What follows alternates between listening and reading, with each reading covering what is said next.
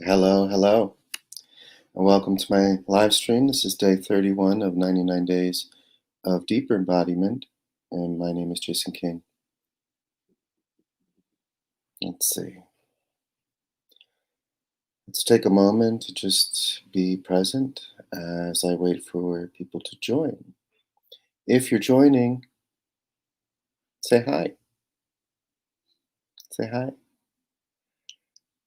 It's nice to see who's watching. And I don't know, I have no idea who's watching unless you say hi, unless you comment. Let me know how you're doing.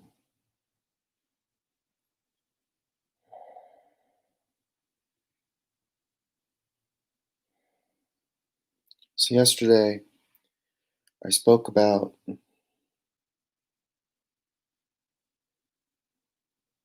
habits, habitual behaviors,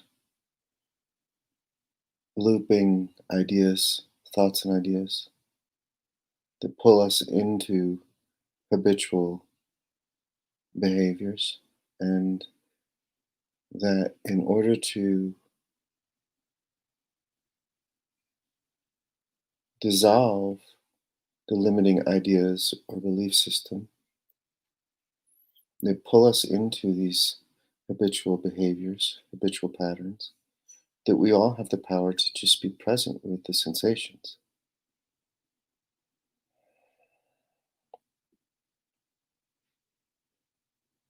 And so it's interesting because in the early stages for me of awakening, I would say that it was when I started going to 12-step meetings. So when I was trying to heal myself of addiction, and this was, um, let's see, 2004-ish, 2005, 2006, 2007. These are the years that I was really back and forth between active addiction and trying to heal myself. And so I found 12-step meetings,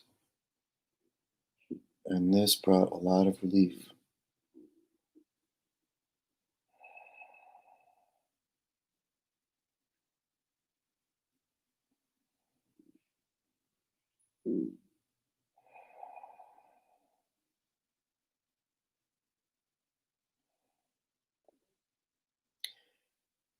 Being gay while I was in the military and growing up in an environment where homosexuality was a sin, having homosexual desires was very challenging for me.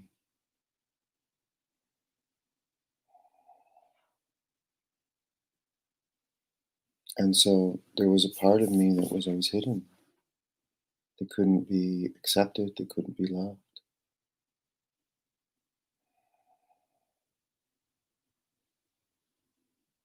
When I was in the military, I was in the Army active duty for 6 years. There was a policy called Don't Ask, Don't Tell. And this policy actually made it illegal to act on homosexual desires. So if I had been caught at any point in time chatting in a chat room online with in a homosexual chat room, or going to a gay bar, or meeting anyone at all, this would have been illegal, and I could have been brought into an investigation and potentially put into jail for it. So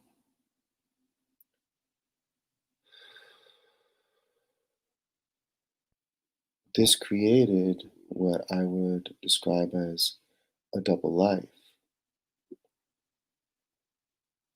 A life where my desires were not okay. A life where I had to hide myself from myself. Hmm. And in doing this, then the result of that was that the only way that I could meet those emotions, that I could meet those feelings, that I could meet this separation within me was through numbing myself with alcohol, numbing myself with drugs.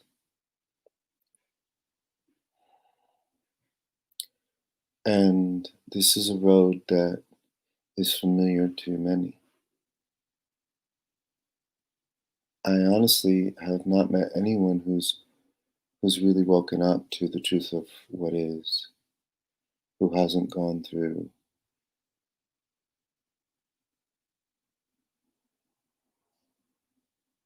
a lot of pain.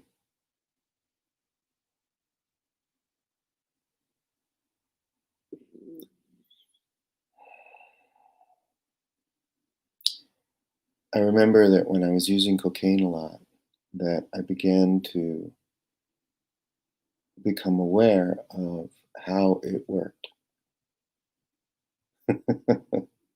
So I just started to watch, and I would watch the trigger and the charge and then the pull towards cocaine.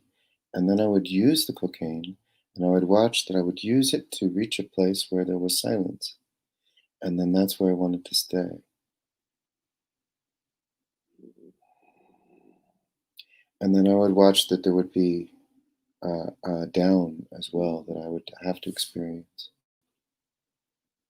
And then every single time I would reach a plateau where there was a high, and then I would have to experience the down as well. There was no way around it. It was always the same.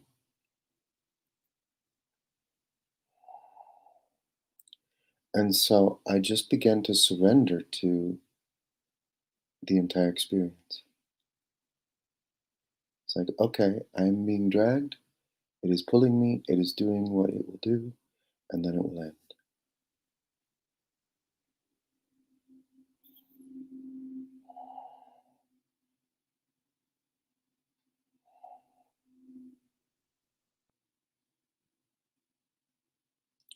And slowly but surely, what I began to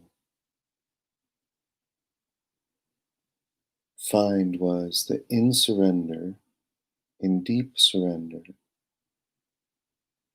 saying, okay, yeah, no more. I can't do this anymore myself. Can't do this myself anymore. Then in that, a window opened. And so in recovery, which would be a 12-step program, they call this a bottom. There's a bottom reached. And so in the bottom there is surrender. And in surrender there is a giving up of the idea of me being the one controlling everything at all.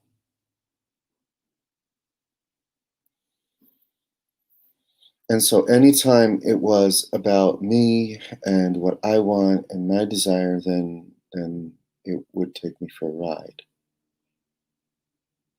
And then the best that I could do when I was in the ride is watch it. Just move into a place of observing it and see, oh yeah, there's a high, then there's a low, and I have to experience the low. Just be aware of it. Be aware of all of it.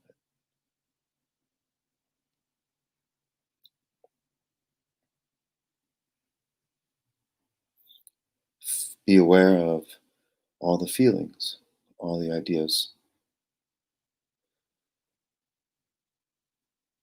And then slowly but surely pop out of it. And then in popping out of it, then there's a relief. It's like, oh, I just went on a ride. Okay. And now the ride is over. Okay. Now let me come back to myself and surrender again.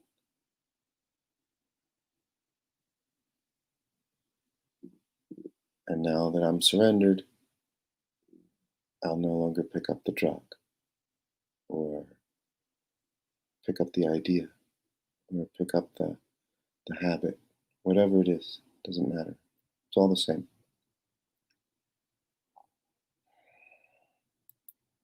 The drug is a really clear example.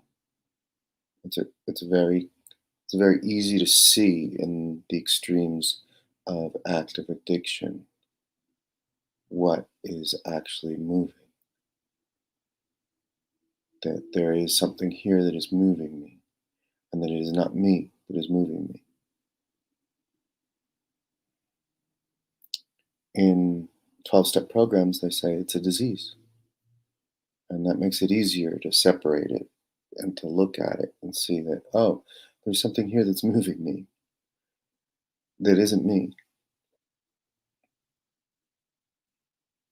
And then there's a higher power that when I surrender to that higher power, then that gives me the ability to let go. And when I let go, then I don't get moved by that anymore.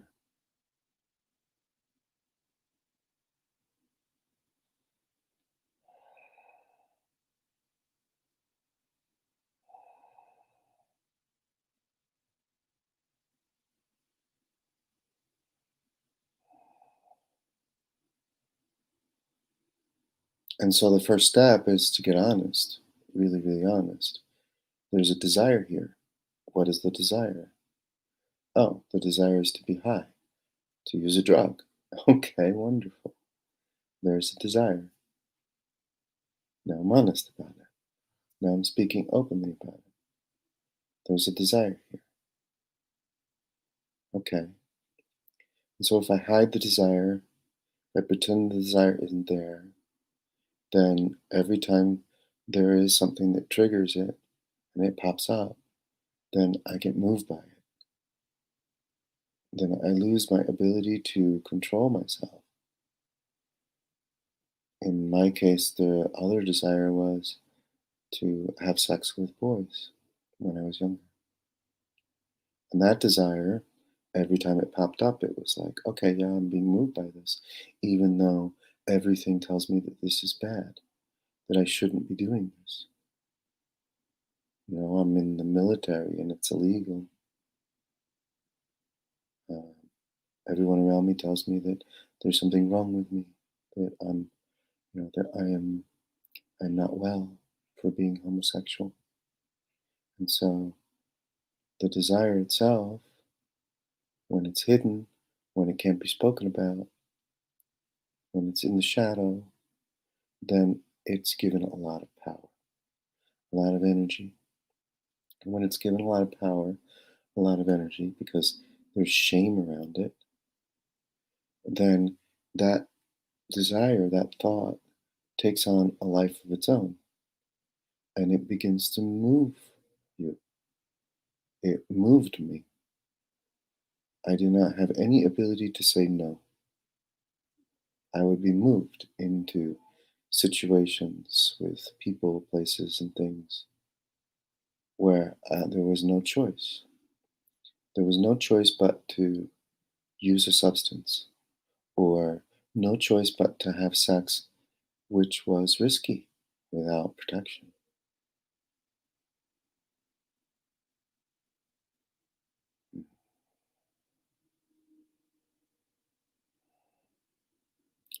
And so the bottom is recognizing, oh my God, I am being moved by ideas all the time. That is what is moving me all the time.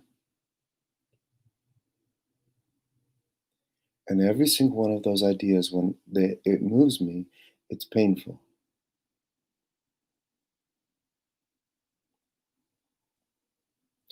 There's no difference between the desire popping up to have sex unprotected and an idea that moves me to work a job that doesn't align with me, that doesn't feel good for me because there is a fear of not having money.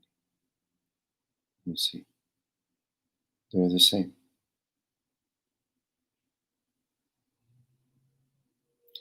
Both are ideas moving the body.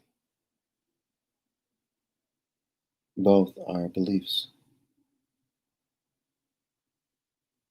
Both have a construct with an identity.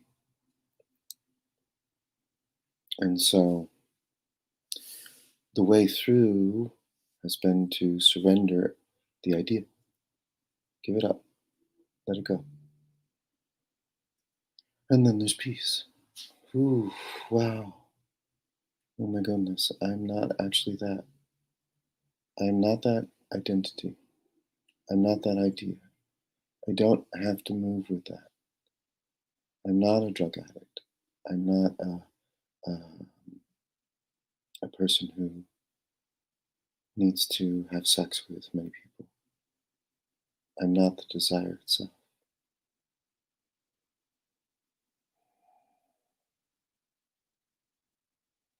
I'm not the emotion. I'm not the charge. I'm not the shame. And so I can surrender that, let it all go. No longer pick up the idea.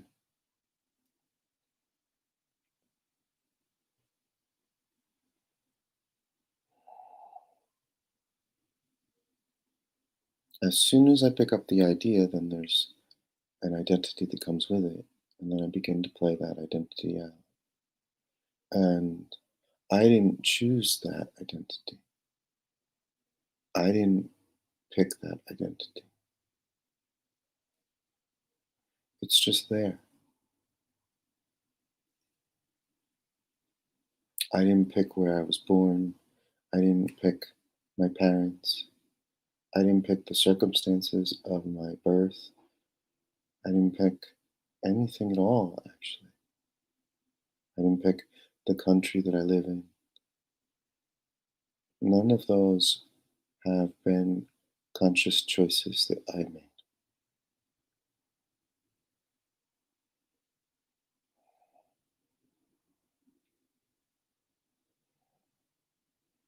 It's all just been given to me, programmed into my mind from birth. And so deconstructing that is finding a higher power at a certain level of seeing until the higher power is recognized as the self, consciousness, spirit, what I actually am. However, when I'm believing that I am what I'm thinking, when I'm believing that the thoughts that appear have something to do with a me, and I pick every thought up, then I cannot touch the higher power.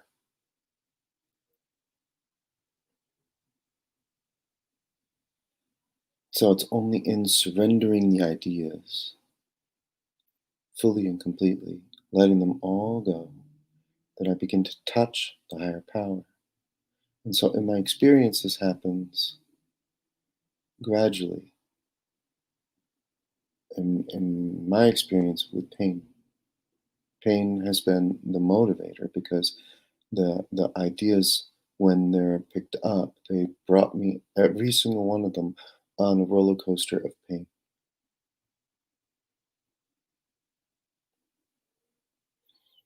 And so slowly but surely, after getting beaten up a whole bunch of times by picking up the ideas, I began to recognize that it's much easier to just surrender it.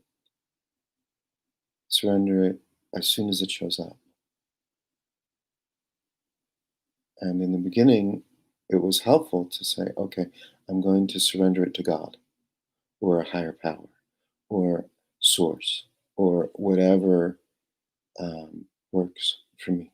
And in different stages, all of those have worked for me in different ways. There was a time when I couldn't touch God. God was very charged for me because growing up in a born again Christian household, God became a very authoritarian figure. So I was projecting a God that was external to me and that was abusive, that did not love me.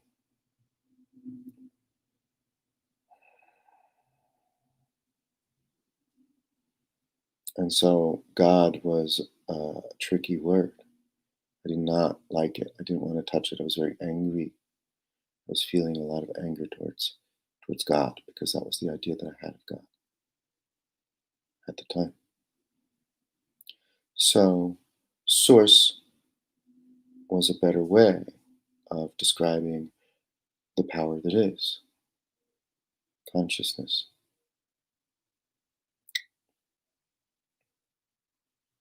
For me at that time. Now, I'm not attached to words in the same way. I drop the ideas around them immediately, and they don't hold the charge in the same way. So it can be God, it can be source, it can be spirit, it can be any way to describe it. Consciousness, ether, if someone wants to use that word, or a made up word, gibberish. Who knows? Doesn't matter. The word is unimportant. What is important is being able to touch this consciousness, which is silence. Being able to touch this energy, which is the awareness that is all, that can only be touched in the space, in the silence, between thoughts. And the more that thoughts can be dropped immediately, effortlessly, the more that this presence can be touched and embodied. Embodiment of what is really just the mind moving out of the way.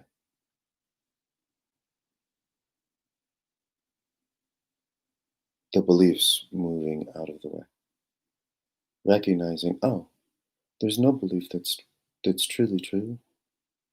They're all relative. They're all relative and they can all be dropped. If the belief is useful in the moment, then sure, wonderful. If it gives me the ability to build a bridge, okay, wonderful. It's useful. But then holding on to it past the point of being useful is no longer useful. Just drop it. Let it go. Holding on to memory past the point of being useful. Not useful. Let it go. Because what's important is now, not what happened yesterday. Because all of my power is here in this moment. Always.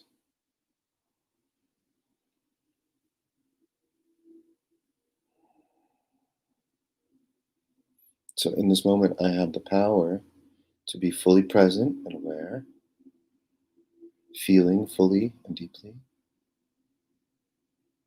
and allowing myself to see what ideas are here with curiosity, noticing, not knowing.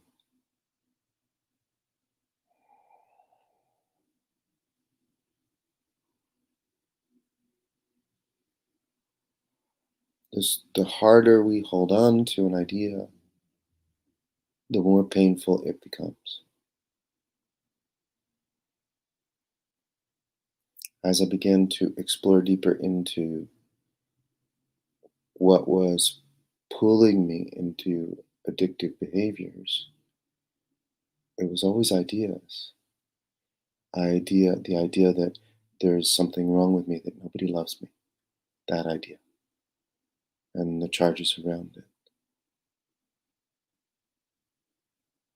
These would pull me into addictive behaviors because that idea is so heavy. And because when it's so heavy and it's felt in the body, then there was not enough presence in me to feel it. And without enough presence to feel it fully, then that would pull me towards anything to numb it. Distractions, drugs, alcohol.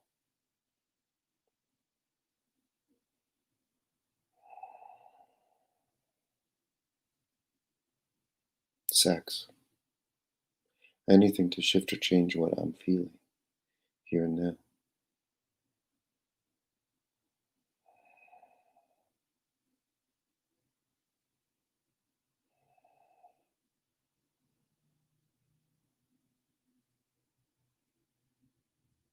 So they say in recovery programs, 12-step recovery programs, the first part is surrender, and then the second part is the cleanup. And the cleanup is to go in and recognize, oh, there's beliefs here that I've been believing. There's ideas here that I've been believing. There's resentments and memories. Let me go into these and begin to resolve them.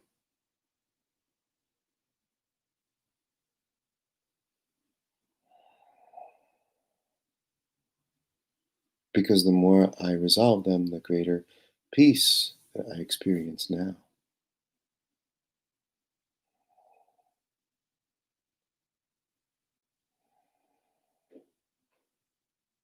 And so this is where we begin to embody more awareness. So with surrender, saying, oh my goodness, I cannot figure this out myself. Because the mind trying to figure it out never works. It's that saying that if you try to fix the problem at the same level that you're seeing the problem, it doesn't work.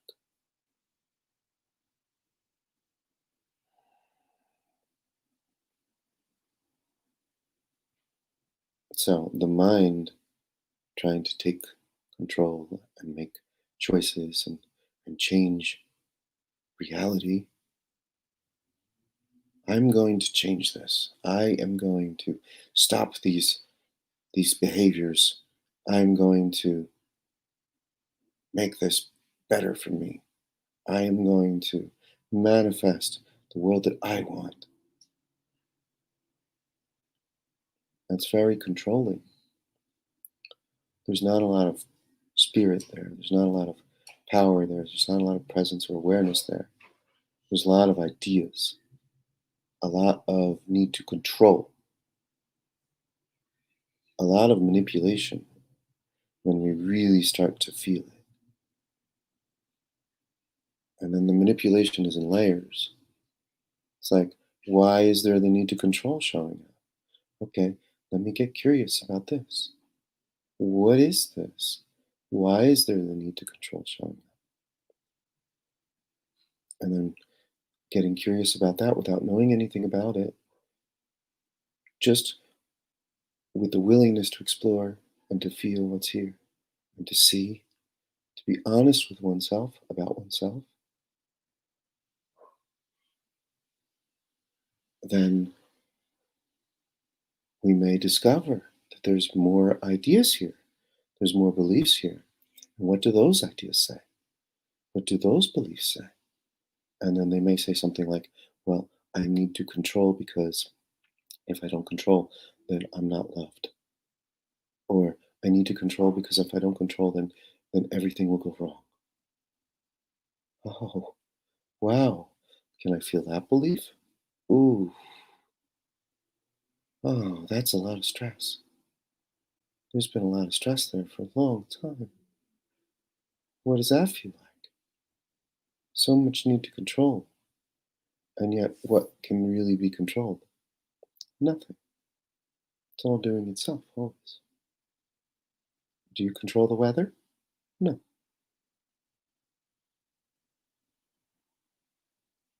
So, getting really honest, we can recognize that, oh, wow, I've been believing a lot of ideas that are showing up as stress in my body, and that's what's moving me.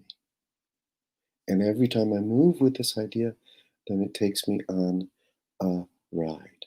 Just like my example with using drugs. And so any idea that shows up that we move with is an opportunity to really see deeper. First, recognizing that there's an idea moving me, then moving into awareness around it and recognizing that there is a loop here that I'm living and it is moving. And so let me get curious about it. Let me see it. What is this?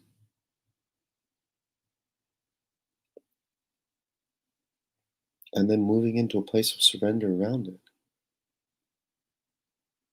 I'm just going to give up.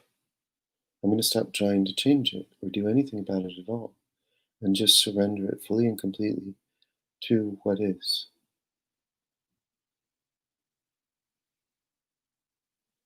I don't need this desire. I don't need anything at all. I can be present here with myself no matter what it feels like and just feel it. No matter how awful it feels, I can be here.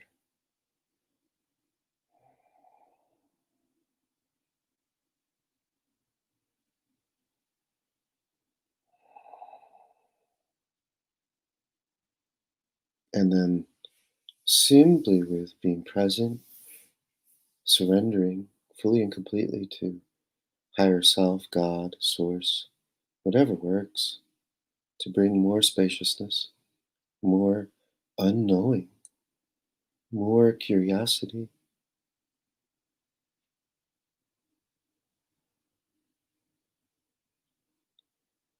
then whatever those ideas are, whatever that emotion is, whatever those beliefs are, start to unwind, start to be felt, start to be met without resistance.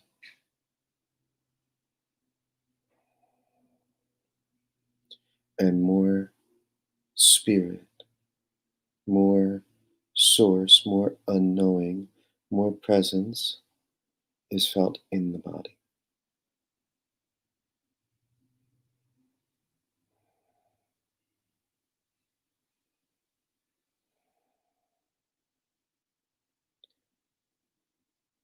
The better we get at this, surrendering, moving into presence and curiosity around it, feeling what is there, the quicker it moves. And we pop out of all limiting ideas and beliefs. It can be done instantaneously, with no delay.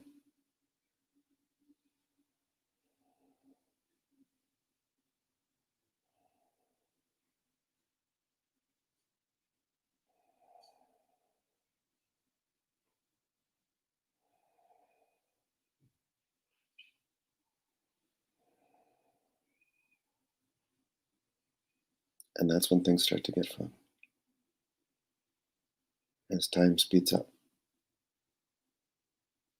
and the mind dissolves more rapidly.